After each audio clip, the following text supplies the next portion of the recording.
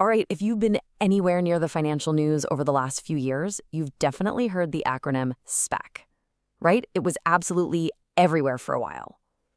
But what is a SPAC, and where did all that crazy hype go? Well, that's exactly what we're going to break down. So here's what we've got on tap. We're going to start with the basics, what a SPAC actually is. Then we'll stack it up against a traditional IPO so you can see the difference.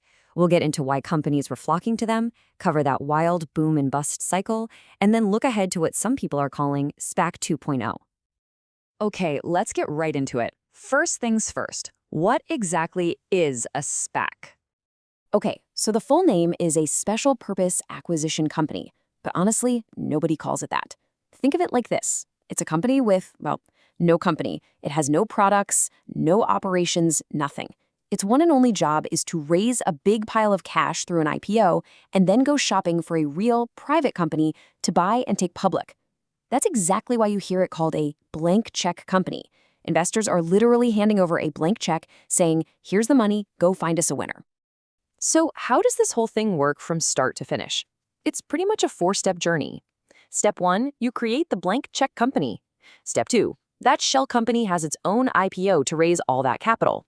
Step 3, with a ton of cash in the bank, the sponsors start the hunt for a target company to buy. And finally, step 4, they find one, they merge, and boom, that private company is now a public one. Now, to really understand why SPACs just exploded in popularity, you have to compare them to the old school way of doing things, the traditional IPO. They're two very different paths to the same destination. And the differences are pretty stark. A traditional IPO, right? That's a direct sale of shares to the public. A SPAC is more of a backdoor route. You merge with a company that's already public. But here's the absolute game changer, the valuation. With a SPAC, the price is all negotiated and locked in ahead of time. In a classic IPO, you're basically crossing your fingers and hoping the market is in a good mood on your big day. That's a huge amount of uncertainty. But if you had to point to one single thing that lit the fuse on the SPAC craze, this is it right here. Just look at that timeline. A traditional IPO is this long, drawn-out marathon. We're talking a year, maybe even 18 months. A SPAC merger? You could be done in 3 to 6 months.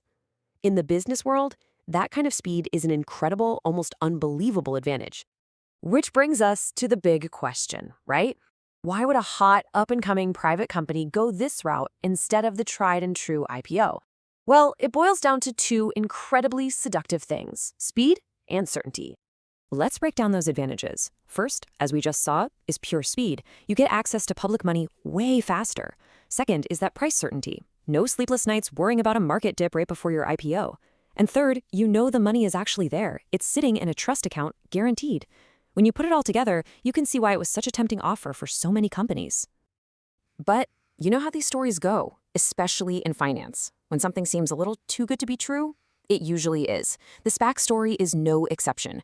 That rocket ship of hype came crashing back down to earth, hard. And this timeline really tells the tale. It all kicked off in 2020. You had this perfect storm, you know? Interest rates were basically zero, so investors were desperate for returns, and a whole new wave of everyday traders flooded the market. SPACs became the talk of the town. 2021 was the absolute fever pitch. Deals were happening left and right. But that's when the cracks started to show and people got skeptical. Then came 2022, and the whole thing just fell off a cliff. So what happened? Why the crash? Well, it was a 1-2 punch. First, a ton of these newly public companies just tanked.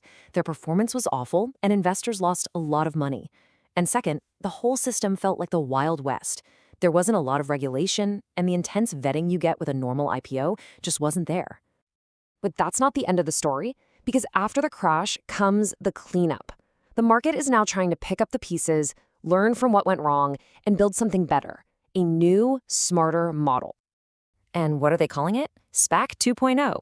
And that name is very intentional. It's meant to be a signal that this is a reboot, an upgrade. The idea is to fix the big problems from version 1.0 and create something that's actually built to last. So what's actually new in 2.0? Well, for starters, expect much stricter rules. They're also trying to make sure the sponsors, the people running the SPAC, have their interests aligned with regular investors. And maybe most importantly, the focus is shifting to higher quality, more established companies, not just speculative bets. The whole idea is more transparency and better protection for everyone involved. Which leaves us right here. We've seen the meteoric rise, the spectacular crash, and now this attempt at a comeback. It all comes down to one big question.